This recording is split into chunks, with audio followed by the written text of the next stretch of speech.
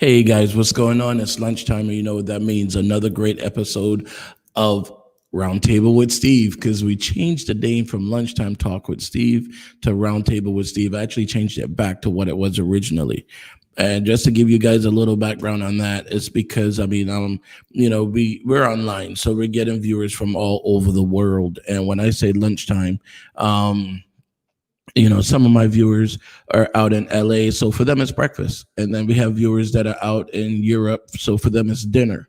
So for me to call it lunchtime talk with Steve when some people are eating ham and eggs and the other people are eating, steak and potatoes, it's kind of crazy to call it lunchtime talk with Steve. So I went back to the original name of Roundtable with Steve. All right. So today we actually have with us Rocky Singh Kandola, and Rocky is very involved in the hair industry. So that's one of the things we're going to talk about. And you guys know what I'm talking about, the fake hair that your girl is wearing. Um, I mean, let's call it what it is. All right. So I'm gonna run the intro. Go ahead and share it with your friends, your relatives, your favorite groups, all these different things. Let them know that Steve is on and come and join the conversation. All right. We really want to hear from you. We really want you to join that conversation. All right. Go ahead and share it out, and we'll be right back with you.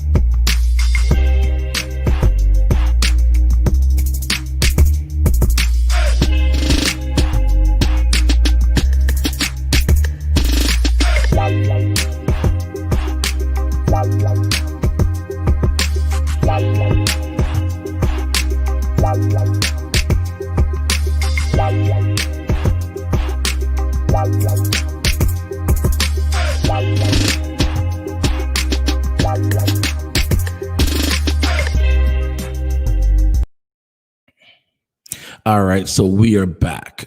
So what we're talking about today is we're going to be talking about the hair industry, and we have Rocky on with us, Rocky Kandola. Let me bring him on.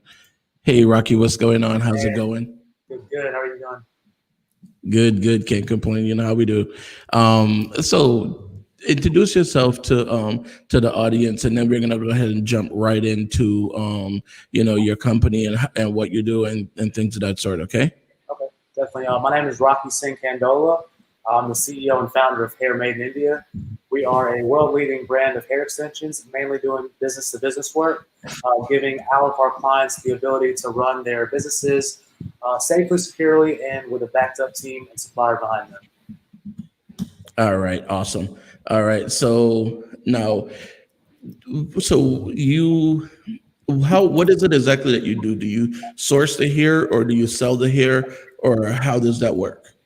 So hair is one of those things where it's one of those industries where if you don't stay pretty hands-on and stay connected to not only the manufacturing and sourcing side, but also the client-facing side, you're going to run into a lot of issues. So I do a little bit of it all. I travel to India twice a year, meet my connections, meet suppliers, make sure operations that are shared factory are all running smoothly, and then the rest of the year I'm doing trade shows, traveling in the country, traveling around different places, meeting with clients, meeting with business owners, and meeting with direct retail consumers as well. Actually selling the hair products.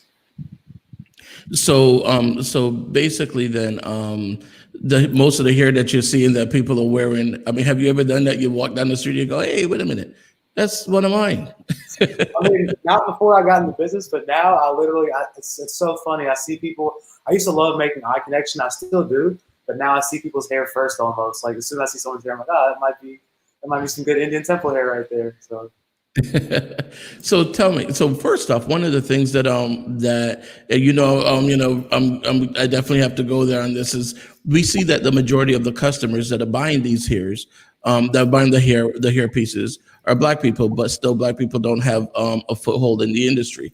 How much of the industry, or I don't think they do. So that's my question to you: is how much of the industry is actually black owned, or even the hair stores or anything like that? So I can. There's two basically different ways to talk about it. 6 years ago when I first started, and even still now, the Chinese and Asian markets have very very strong footholds in it. As you know, even me growing up in my community back in Mississippi, any beauty supply store you see is usually Chinese Asian owned.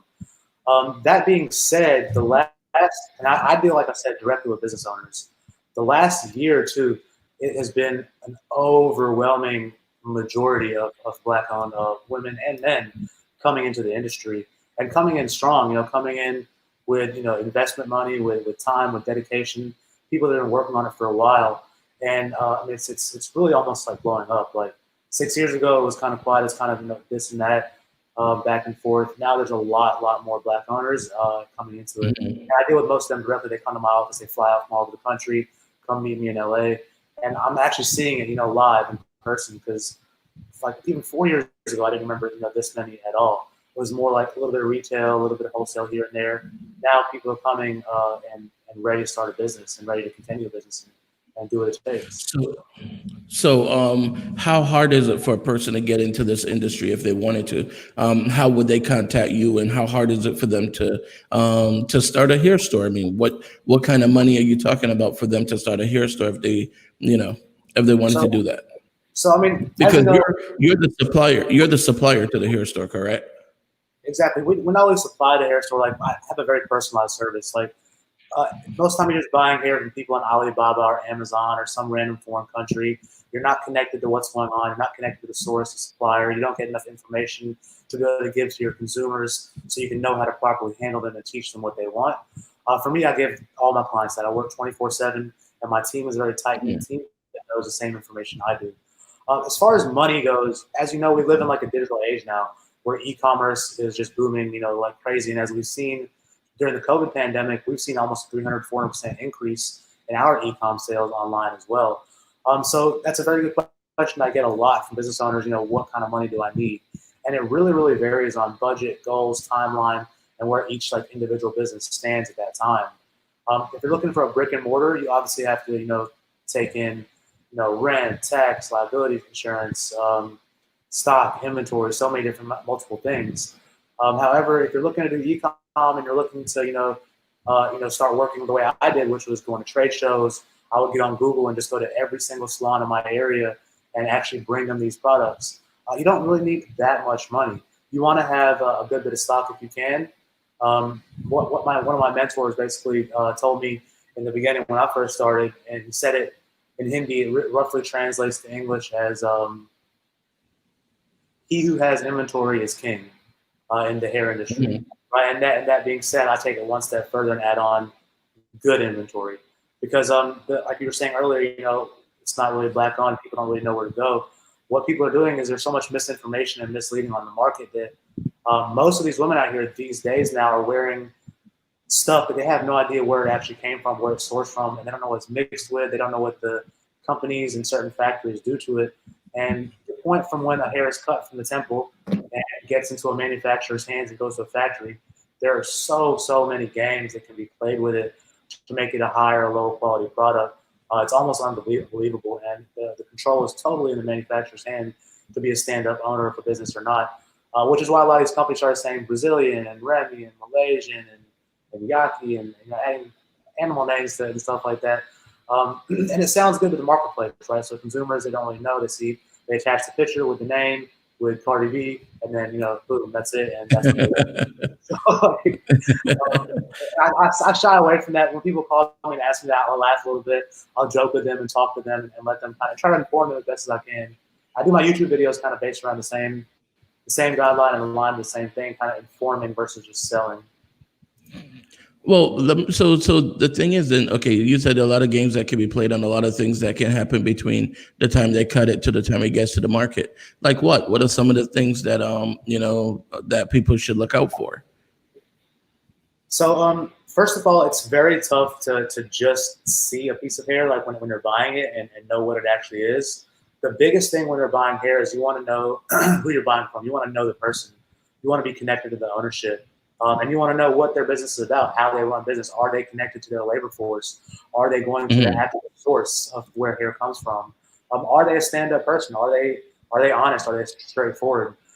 As almost idealistic as that sounds, in an industry when you're dealing with human hair products like this, it's so important. That being said, women that wear hair, women that know hair, there's multiple tests such as the burn test, such as the cuticle test, where you can run your hand through a strand of hair and see if you can feel the cuticles. Small things like that, which can kind of give you indicators of real hair or not. On top of that, many of the companies that are kind of just lazy and not really putting their heart and soul and mind into where these products come from use stock images of the same basic type of hairs. If you see certain kind of like product packaging, it should be a key indicator that Hmm. it's probably not from a company that's putting much effort into their business and into the sourcing their hair. All right. But for the average consumer, and I'm pretty sure that women are probably going to be like, "Well, Steve, I already know how to do this." But for the average consumer, well, hold on. There we go. For the average consumer, how do they know when they are going into a hair store? How can they really tell? Because I'm pretty sure the women can look and tell if it's, I don't know what kind of hair from. I don't know the different kinds of hairs, but I'm just saying. It's But tough. how can a person tell though? It's very tough. I mean, when just looking at hair, like even me right now, if I go to my showroom, I can not open the showroom for another hour. I can go clean the hair in the back, put some spray on it, put it on the wall, and it'll look beautiful. And no matter how bad or how cheap the hairpiece is, um, people that come to our showroom in Beverly Hills, one of the biggest things we get is, wow, I've never been to a hair store like this before. I've never had this experience. And I love delivering that, an actual experience to people, because they come in, they're allowed to touch the hair, allowed to feel the hair, allowed to see the hair, allowed to see the differences between quality, texture, and everything like that as well. And sadly, there is no quick little answer I can give you. There is no one thing that, oh, this is good, this is bad hair.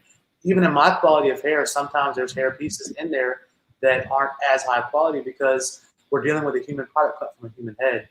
They're all kind of Hmm. genetic factors and different kind of factors from the people that donated the hair that could arise later on that you can't tell by the naked eye. And that's why my refund return policy is so open, because I like people to know that, hey, this is a human product. We might have issues with it. I'm not a company that's just going to block you, turn my face away, and say, deal with the banks or whatever. If you have a product that you purchased from me that didn't turn out nicely, just yesterday, a lady, wrote me a review on Google, wasn't happy, and I called her directly, and I was like, hey, don't worry about it. Like, it's a human product. I see the pictures you sent. I'll replace it for Hmm. you. Send me your address. I'll send it right back to you.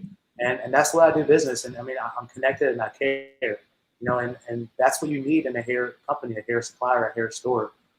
It sounds like a lot of work, and it sounds like, oh, I never want to do this business.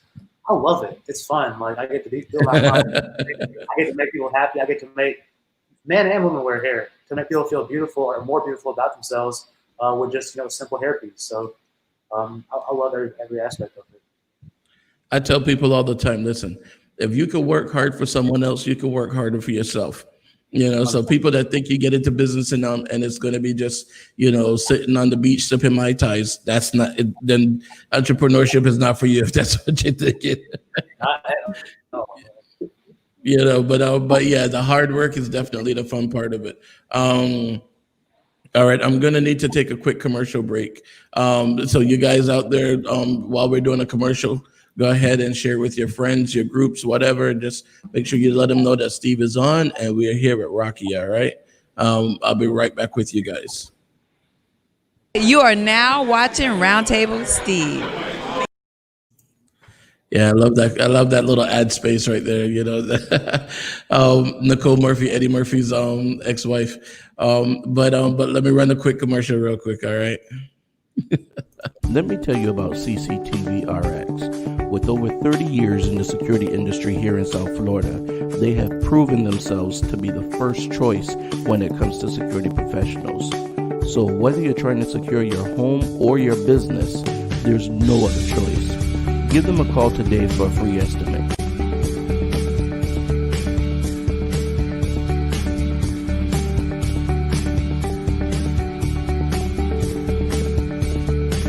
Would you like to be more tech savvy? Create your own compelling graphics, sales pages, and marketing tools?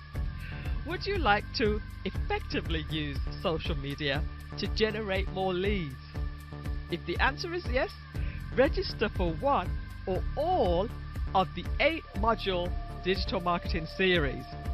You will feel comfortable in a judge-free, nurturing environment as we get the work done. My name is Melissa Jane, and I am your tech trainer.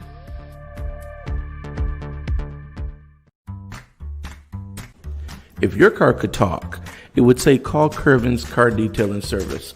It's mobile and they can come to you no matter where you are in Broward County. Give Curvin a call, 954-549-8507, and tell him that Steve sent you. Baby, won't you take me there? I want some real good food to eat. I want shucking and jiving, shucking and jiving. I want shucking and jiving, shucking and jiving, shucking and jiving. I want shucking and jiving. Well, I know I got what you want. I know you like that jive shrimp. My son, the fish, and them geechee grits. My granddaddy make you have a fit. I try to give you all of my best. I do it straight from the heart. Cook it straight from the soul. Now, straight from the soul. Straight from the soul.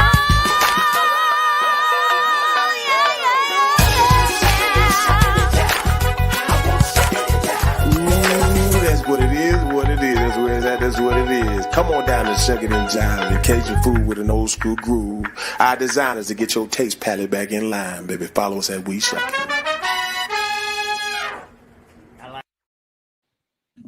There you go. I'm telling you, I like that one. I know, right? Every time I watch that commercial, I get hungry. I feel like I just want to go out and get some food or something. Oh man, but yeah. So basically, we saw a couple years ago. I think it was Chris Rock that had a movie about the hair industry. Did you see that the documentary? I actually followed his footsteps. I went to the exact places he went to, visited the same people. So Chris Rock got you into business then? Chris, so I mean, that's not he didn't get me into business, but I've loved Chris Rock since I was a kid, man. I've followed his stuff since I was a little kid. So when he came out with that, I watched it before I even got into business. I watched that documentary it was like 10 years ago or something like that. It was a while ago. I watched it just because I wanted to watch Chris Rock stuff. And then when I started the business, I was like, Chris Rock that thing. Let me look at this stuff. And I watched it, and I went to the exact same suppliers that he went and checked out in Chennai, India.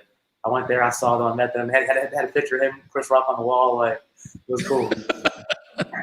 And this is what I tell people all the time. I'm like, when you watch TV, when you watch these shows, don't just watch it for entertainment, but watch it as research. And that's like me, for example, when I watch a lot of talk shows, I watch them and see how they do things, how they talk, and all the different things they do. Because I mean, one of the things it teaches me a couple extra steps, but it also makes me feel not so bad about some of the mistakes I make. Yeah. Because I was watching like Jimmy Fallon and all these other ones, and when they first started doing virtual, they were making so many mistakes, and I'm sitting there going, "What? I mean, how you making that mistake?" I'm like, they have multi-million-dollar productions, and they're making mistakes that I'm like, I could have taught them that. I could have told them, So it made me feel good about that. But so when you go to these suppliers in India, well, let's go back to the even to the beginning, to the source. The people that the hair comes from, I'm assuming that they're adequately compensated, correct? So in India, which is where 95% of the world hair come from, it's something called tantrin, hair tantrin. So there's a religion in India, the Hindu religion is called Lord Venkateswaran, It's a South Indian god, basically. And people that believe in this tradition, in this religion, they go there to cut their hair as a religious act, sacrifice and offering. On a certain birthday, on an auspicious occasion, the death of a family member, graduating college, or just a yearly trip. They make a pilgrimage without shoes on. They walk up to the top of these temples. They go do what's called darshan, which is prayer and a talk with God, and then they go cut their hair. They would be disrespected if you tried to offer them money directly for it. That would not be the way to do it. What they do is the temples that they get these places from now are controlled by the government and have auction systems, which is where large businesses like us, we come in and buy from the temples directly. From there, that money is filtered down to the community, to the temples. The temples do free food called seva, which in North India is called seva. In South India, it's called the name escapes me right now, but it's basically the same concept. They feed hundreds and thousands of people every single day right there at the temples, and that's kind of how the compensation per se works. In some countries such as Russia and Malaysia and Chinese countries, they offer compensation for women directly. However, it's a very rough and kind of black market type of trade. These girls are really in need of money. They're from village areas, and a lot of times the suppliers come out there and offer them just pennies on the dollar for their hair, and they don't want to really cut it. They just need a little bit of money, so they do it at that time, which we don't do that at all. It doesn't feel since I started my business, I've been really big about doing things from the heart that feel good because of my business, and I want to feel good about it always. And that's kind of the line we took. So there's nothing bad. Some of them do very well. Some of them take care of the people they get their hair from.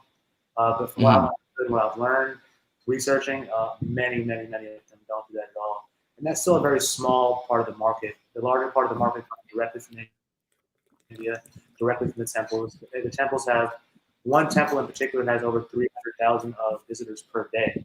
Wow. Open, so. Yeah, so there's a lot of free hair. It's not free. So, it's not free. We have to pay a lot. There's a lot. The thing is, once you get the hair like that, there's also the cost of labor, of manufacturing, of cleaning. That's a large labor force, large factory expenses. You have to wash the dish, paying for the machines to weft it, paying for the operational costs of the facility that you're using. So there's all kind of costs, that go into it.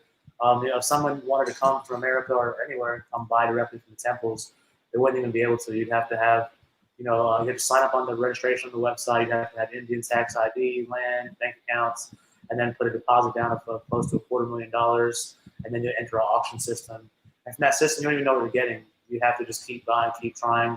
You get a big bag, 100 kgs of hair that will be a certain inch. You don't know if it's wavy, you don't know if it's curly, it's straight. From there, 30% of that bag is going to get wasted automatically because it's not going to be good enough to use in the market.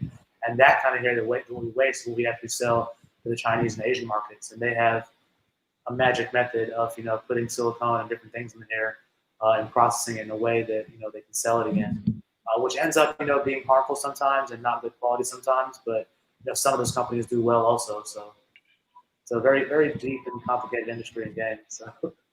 It appears so. It sounds very complicated, but very, very lucrative as well.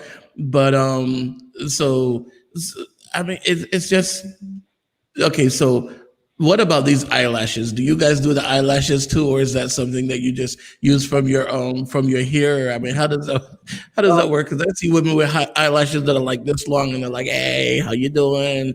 Right. I've recently gotten eyelashes as well. I don't do them on factory. I source them elsewhere. And to be honest, I don't really get into learning too much about it. The way I learned and researched my eyelashes, I found out what my clients wanted and liked. And they actually asked me, "Hey, Rocky, I'm buying lashes from these people, hair from you, shampoo. Why can't you just have lashes? We can buy it all from you." And I was like, you know what? Tell me what you like. Send me the pictures. I'll make sure I get it for you. So now I have about 12 styles. I don't do the crazy long ones in the 20 millimeter, which I don't have anything against it. I'm just I don't. It's just too much. You know what I mean? I'm I got 15 styles. I keep those. My clients love them, and I just I keep those moving wholesale, and that's it. I mean, how could you see yourself kissing a woman with eyelashes like that? She's gonna be poking you in the eye every time you kiss her. Like, oh my God, girl, you got me in the eye right there. Wait, hold on. Because the eyelashes are so long. I mean, it's crazy. But so when you see these girls walking down the street with your hair on, or when you walk into a store and you see, your hair on the shelf, I mean, there must be some kind of a pride that you feel that's like, wow, that's mine, that's my product. I did that. I'm definitely proud of what I've done. Proud of the product that I have. For me, to be honest, I've said this before, and it sounds funny coming from a hair seller. I love natural hair. I love to see Mhm. natural hair as well. I mean, so it's kind of like a conflict in my heart. Like, it's, oh, you look beautiful either way. It's good. But I love seeing natural hair, and the way, like, I don't know. It's just something about the vibe, I guess, that how it looks on a person. Is their natural hair. That's who they are. So I love Mhm. that. I mean, of course, yeah. When I see someone like wearing something that I know is like that I sourced and sold, yeah, I'm definitely happy and the reason is like I've never been in the fashion hair or beauty industry before this. I'm more Mm. like connected to the feeling side behind it. Like I know they feel good. I know they're happy.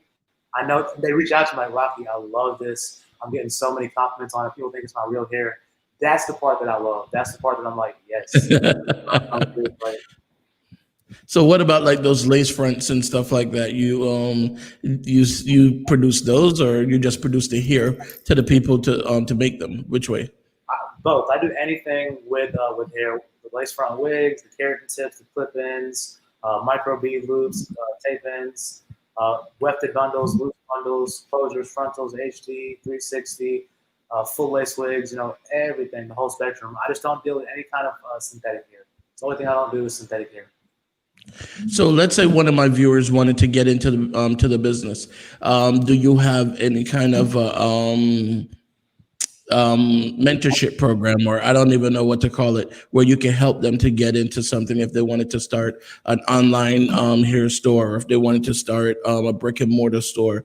Because I mean, in this day and age, right now with COVID, a lot of people are losing their jobs, and there are a lot of people that are looking for something else to do. So, any of my viewers out there, is there something that you offer or is offered in the industry that they can reach out to? Yeah, I mean, definitely. That's one of the things that we do because I mean that's so important. Like we were discussing earlier, when it comes to a business, you can't just sit on the beach and drink my time start a business. You have to research, you have to learn, and that's the biggest. That's the first step that I tell people like that call me, hey, I want to start a business. So what do I do? I'm like, first of all, I put a lot of free information out there on my YouTube, on my website. First, dive into that because you're gonna have questions after that. From there, schedule a phone call. I mean, I do 15 to 30-minute phone calls for free, and then I have what's called a deep dive, which is an hour-long strategy phone call where my clients can use anything from my marketing expertise and what I've learned to like actual logistics and starting the business to the numbers and everything like that as well. My teammate Miranda, I've known her since college, amazing person as well. She works very close to me.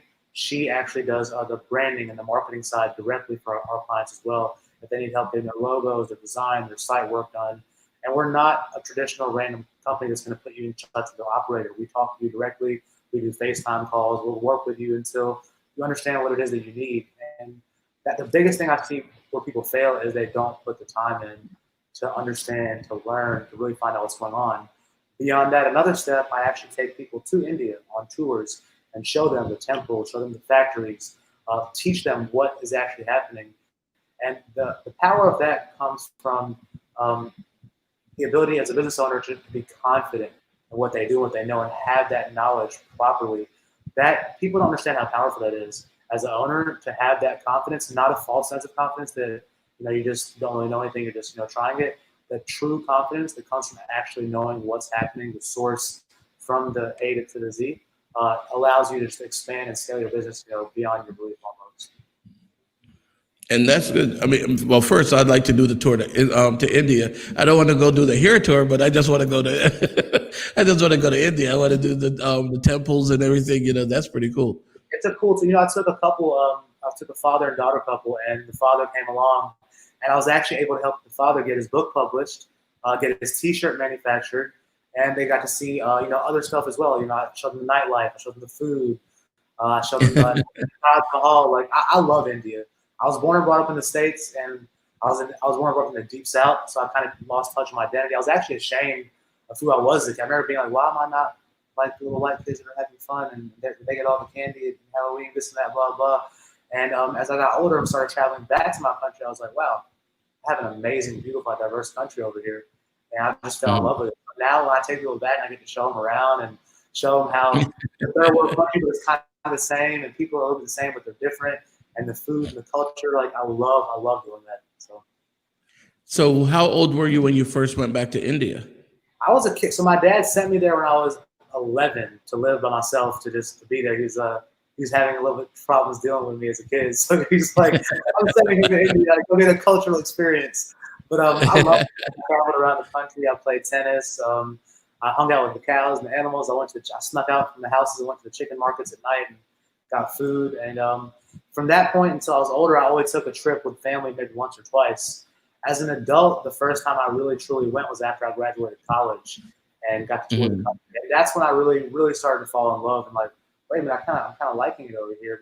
But before, I always remember my parents would bring us there and it'd be hot and I'll get sick and I'm like, why is it so dirty? And like, why can't I go see my friends back home? I want to be with my friends. And like, but yeah, that's kind of when it started. Actually, when I started the business, when I first went there, is when I really I stayed for 6 months as an adult, stayed on my own, rented a house, got a car and everything, and really got to feel like I live in India now. And it's amazing, man. It's so beautiful. People don't get it. Like the amount of people in the poverty level out here in America, you take that $20,000 you're making a year and bring that to India, and you're living like a king. You got Wi-Fi, you got your food, you got your TV, you got your entertainment, you still have everything you want, you need, But that money goes a long way out there.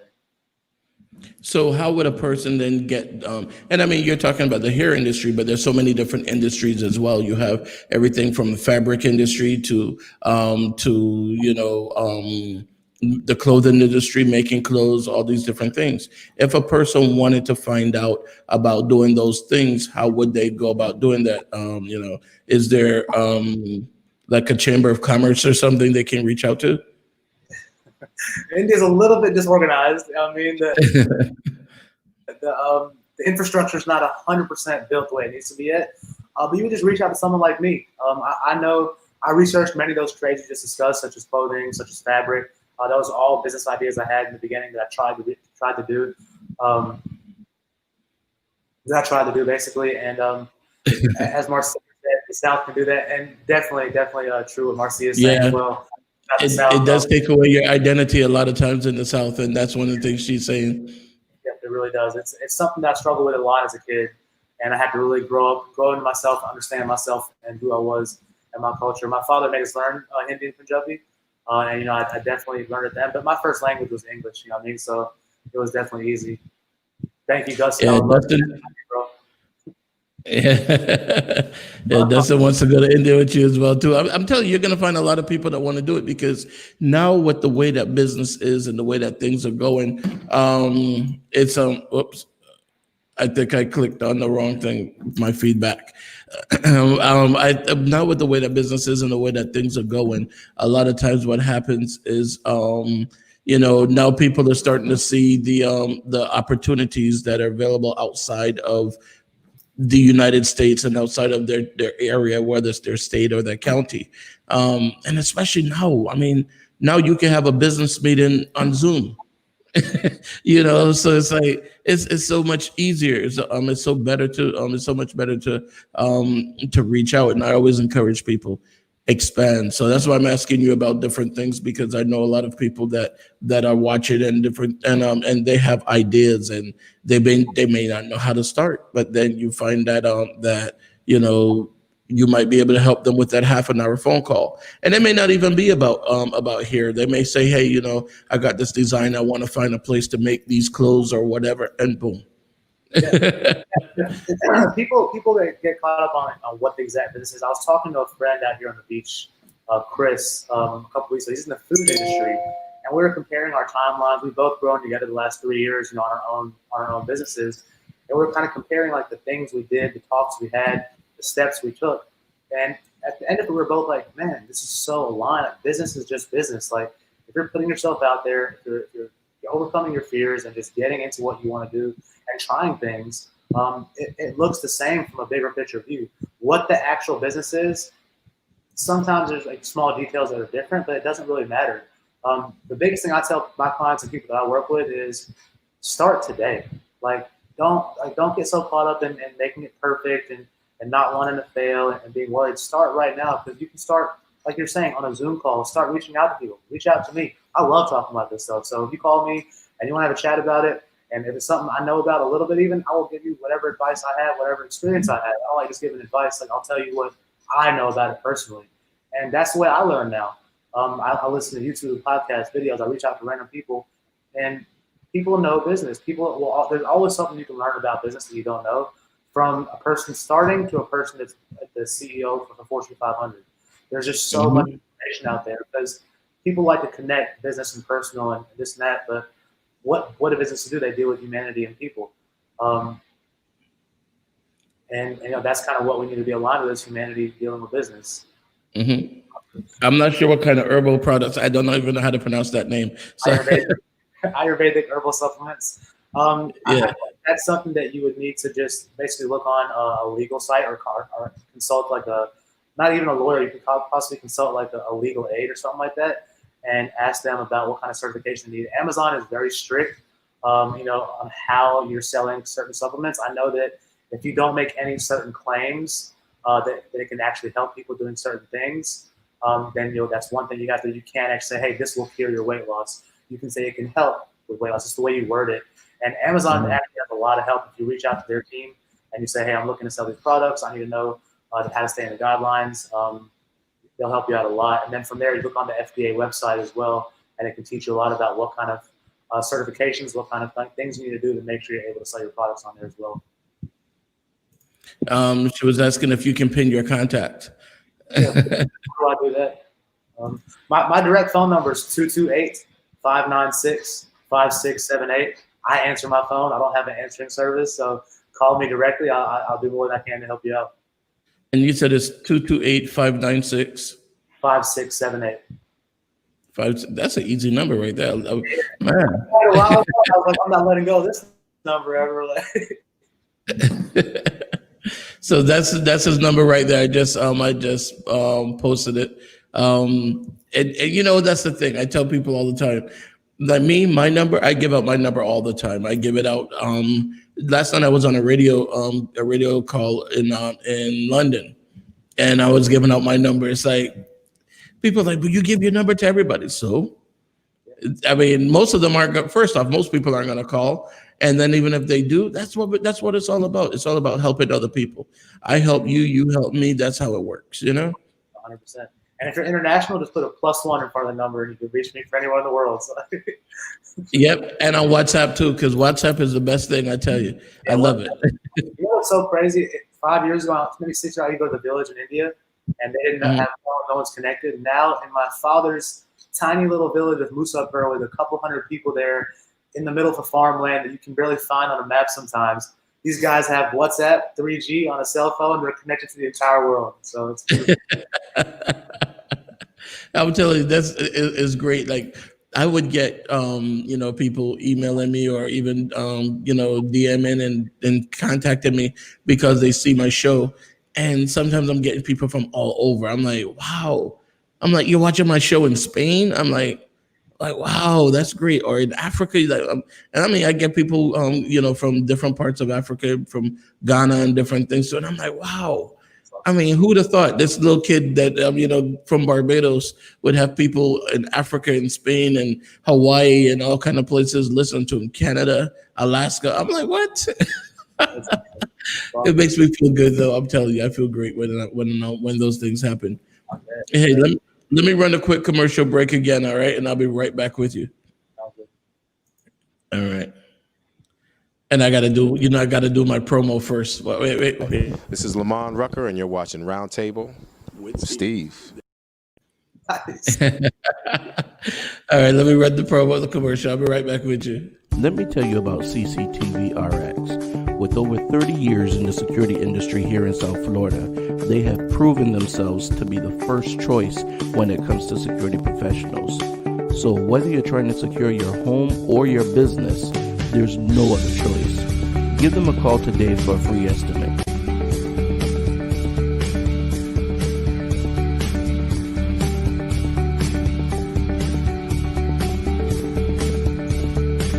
Would you like to be more tech savvy? Create your own compelling graphics, sales pages, and marketing tools? Would you like to effectively use social media to generate more leads? If the answer is yes, register for one or all of the 8-module digital marketing series. You will feel comfortable in a judge-free, nurturing environment as we get the work done. My name is Melissa Jane, and I am your tech trainer.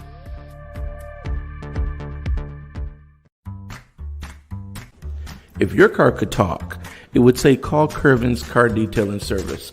It's mobile and they can come to you no matter where you are in Broward County. Give Curvin a call, 954-549-8507, and tell him that Steve sent you. Baby, won't you take me there? I want some real good food to eat. I want shucking and jiving. Shucking and jiving. I want shucking and jiving. Shucking and jiving. Shucking and jiving.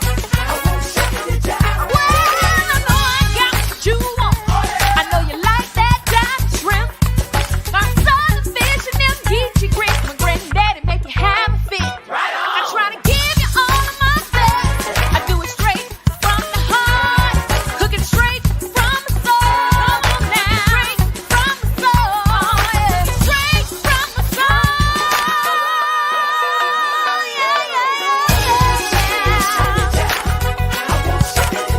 Ooh, that's what it is, what it is. That's where it's at, that's what it is. Come on down to Shuckin' and Jivin', Cajun food with an old school groove.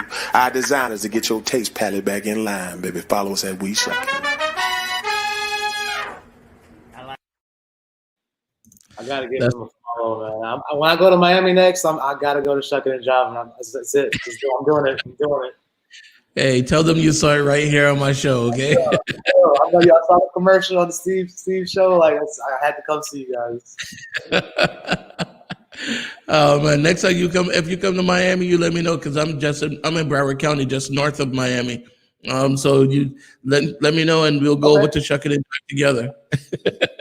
I'll make Miami at least once a year, man. I'll get down there for sure. I actually have property in North Florida, so I love going to Florida. So as a kid, I love going to Florida.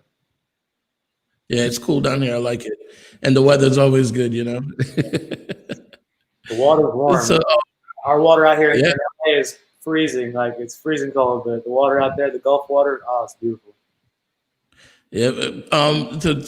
Tamara, she's telling me I'm a good resource because I always get good people on my show. You know. So, what else do you wanna? What other products do you have that's going to be coming up? What's next in line for Rocky? You know. Got it. Yeah, man. So I work a little bit in the CBD industry as well. I source tea from India, and I infuse it with CBD out here. I'm actually in the process. It's been a slow process of formulating shampoos and conditioners, edge and stuff like that. I just don't want to have like another run-of-the-mill product other people have. I want it to be special, I want it to be useful. I want people to love it, and I'm taking my time with that. My assistant that works for me here in LA, actually Aquarius, beautiful soul, amazing person. She's working on a hair towel as well, and a couple other small things like that. And so I love partnering with people. I love people that have awesome ideas and that need a little bit of help. And that, I have a platform now. I have a lot of people that I reach out to on a daily basis. So if there's anything in that industry, anything in beauty, entertainment, fashion, things like that, I'm able to push their products with them. And I'm not like one of those like, hey, give me a contract, I need 50%, blah, blah. I'm like, no, let's see what happens. Let's try it out. Yeah, I mean, I'm sure that if you do well, I'll do well with you. Like, so let's grow together. So yeah, and a lot of things like that. And then one of my bigger things I'm doing now is I'm getting more into like talking about my childhood, my past, the way I started this business, the rough times I had in the beginning. And I really want to start doing that more and more, traveling around the world, speaking, motivating, encouraging, inspiring people with my experience and my background. Yeah, because the more you talk, I'm hearing that Southern twang come out there. I heard it was a Shuckin' and Jivin' commercial that got me back to my room. I'm like, oh man, I haven't been in the South for a while now. Yeah, because I'm hearing that Southern twang. I'm like, okay, he's like an Indian cowboy. I don't know. You should hear me when I'm speaking Hindi or Punjabi in India. They look at me like, where? We've never heard the accent. We've heard American people speak Indian or Punjabi. They're Indian, but we haven't really heard your accent. Like, where are you from? Like, what are you? You speak it with the Southern twang kind of thing, But that's pretty cool, though. I mean, and that's one of the things because Even growing up in the South, where like one of the viewers was saying, the South kind of suppressed our culture. Actually, not even just the South. Well, I should say the South, yeah, because in New York and L.A. and Chicago, those kind of places, they celebrate culture. So in the South they actually don't. So, but even with that, you were still able to find your culture, find yourself, and grow from there. That's the thing. Not just find yourself, but you use that to grow, and that's a great thing. That's awesome. And I got to give it up for my mom and dad for that. Like, even as a kid, they being in the deep South, they made us, and I hated it back then, sit at home and learn the letters of the Punjabi and Hindi alphabet and speak to us in it. And my dad used to make us read and watch the Mahabharata, the Ramayana, all these epic Indian movies and tales. And as a kid, I was like, why am I having to do this? But now as an adult, like, I'm like, thank God I had a little bit of that culture to me. Then otherwise, I just got lost in Alabama. You know what I mean? So. Yeah. How did your parents end up in Alabama though? I mean, it's not like even one of the border states or anything, like one of the coastal states, but Alabama. I mean, like they sit in India, like they're sitting in India going, honey, I think we should go to Alabama. And that's just how it happened, just like that. No, honestly, my father, most of our family that's on this side of the world, they're in Canada, Toronto, and Calgary, Edmonton, and New York. And I think it was like a kind of a big thing in our family. Like, I think some people were mad at my dad, but my father saw an opportunity. He was 25 years ago, maybe 30 years ago, whatever it was.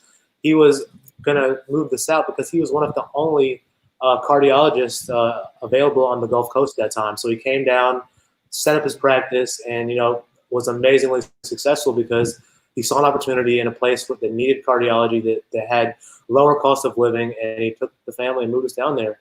And he hasn't looked back. I know for a fact he dealt with a lot of racist BS, political stuff from the hospital administration, from other doctors in his area.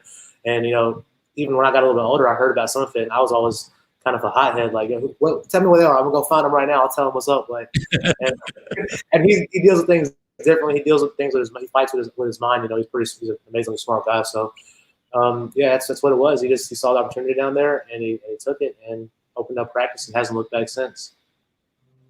That's good. That's very good. But like you said, you got a story to tell, and I'm pretty sure there are a lot of people out there that really want to hear your story, because there's a little kid right now. He could be Indian, he could be West Indian like me. Because when I first came to the United States, there weren't that many people. Well, there were a lot from Barbados, but not in my school, so I didn't see the things that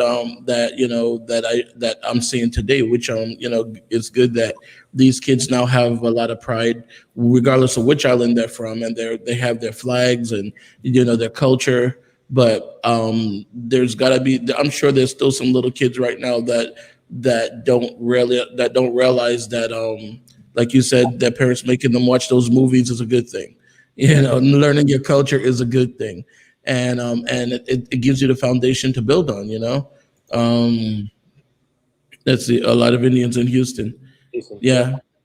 What was so funny, and not, because it's like when you see a pocket of people in areas that you wouldn't expect to see them. Like when I went to Nashville, I went to this little town outside of Nashville. It was in Shelbyville. I'm trying to remember the name of it now. I think it was Antioch, but anyhow, it was a little, area, like, and you're seeing the Confederate flags and everything.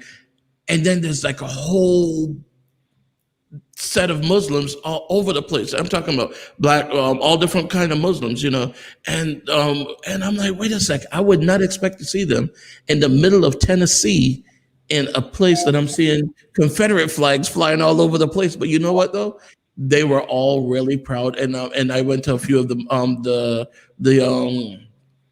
restaurants, because a few of them, they're from different parts of Africa and different parts of and I'm like, wow, this is pretty cool. But it was just so weird to see them in the middle of Tennessee, in areas that as I'm driving through and I'm seeing the Confederate flag, I'm like, let me roll my window up. Hope the light doesn't turn red, kind of thing.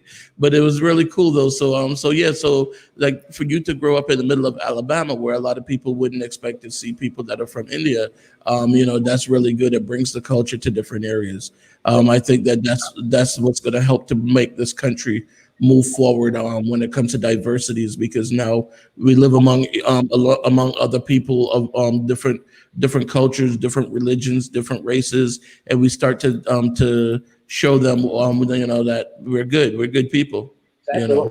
We're all one, man. It's like humanity. We're all humans, and we all have these amazing, beautiful little quirks or traits or traditions or cultures or religions, and when you can really open your eyes and see that and understand that we're all different, we're all the same, it really I think that's one of the biggest first steps in kind of defeating and turning the way the whole racism and hate and judgment thing is going right now. Like, it's just understanding that we're all people, we're all different, we all have different likes and views, and that are all valid, they're all okay. We can all exist together very happily. I tell people that all the time. I'm like, listen, if you find the one thing that we have in common, then we celebrate that one thing. The 10 things that we don't have in common won't matter. It's just the one that we have in common. We just celebrate that. If we all like me, I like cigars, and if you like cigars, we sit and smoke a cigar. We're good. We don't have to worry about the rest of the stuff. Anywhere in the world, that's it. You can go anywhere, find that one small thing, and you can vibe and relate. You don't even need to communicate. A smile, a hello, a handshake, and a hug, and then sit down, smoke your cigar. Like, you're connected. Yeah, that's why you notice on those mob movies, they're always smoking cigars, because that's the one thing. I think that's the one thing they have in common. Well, Rocky, I thank you very much for being on the show, man. I really do appreciate it. All right. And I'll definitely reach out to you when next time you're going to India. Let me know. I want to do the tour. I don't necessarily want to go to all the different places, but have a good cigar. Drink some tea. Go see the monuments. We good. I got you. Take me. Trust me. I got you. All right. All right. Thanks. I appreciate it. Thank you, Steve. Thank you all for listening in. Thank you so much. All right. Hey guys, so there you have it. We had Rocky on the show with us. Rocky is great. I'm telling you. So now you guys know where your hair is coming from. You know where how the business is working, how the business runs, all these different things. All right. Again, one of the things that I hope you guys got as a takeaway from this is start your business now. Start it today. All right. Don't sit around and say, oh, well, when the perfect time comes. There is no perfect time. A business is like is like having a baby. All right. People always sit and say, oh, I'm waiting for the perfect time to have a baby. There's no perfect time. There will never be a perfect time. Now is the best time. So you start your business now. If you guys want to start, like Rocky was just saying, if you want to do something with the hair industry, give him a call. Hook up with him. Let's see what what you guys can do, because this is the time right now to start an online business if you want to start one. So come on, let's do this, people. Don't just sit back and sit home and complain about, oh, you lost your job or the pandemic or this or that. Get moving, get forward, move forward. All right. If you want to start with the business with the hair industry, Rocky already told you, link up with him. We already put his number right here in the chat. Now you have no excuse. And it's not just that. Any other business you want to get into, whatever your passion is what you should do. Hair may not be your passion, but the tea may be your passion. So in that case, you link up with them and you talk about how you can buy some of the tea or the CBD or whatever from him, and you can sell it in your area. People, come on, let's do this. Let's make it happen. All right. So as always, get out there, get to, all right. So as always, just go to Lunchtime Talk with Steve, which is still my old website. I haven't changed it yet to the, to the new one, to Roundtable with Steve. I haven't changed it yet, but I will be changing it soon. What I encourage you guys to do is go out there, click on the Get Help section. When you click on the Get Help section, you'll see things like helping you with your rent, your water, your light, different things like that. Suicide prevention, if you need someone to talk to. There's so many resources out there. Feeding America tells you where you can get your you can get free food from the food banks. So let's make these things happen, all right? If you see a homeless person or a person that needs help, go out there and help them. Buy them something from McDonald's, from the dollar menu or whatever. Just give them something to eat, all right? Do a random act of kindness, because for tomorrow, you may be that stranger that need that random act of kindness. So let's do that. Let's just get out there and take care of each other. All right? Again, as always, take care of yourself. Take care of each other. Do a random act of kindness for a stranger. Peace, people. Please visit lunchtimetalkwithsteve.com if you would like to be a guest or advertise on the show.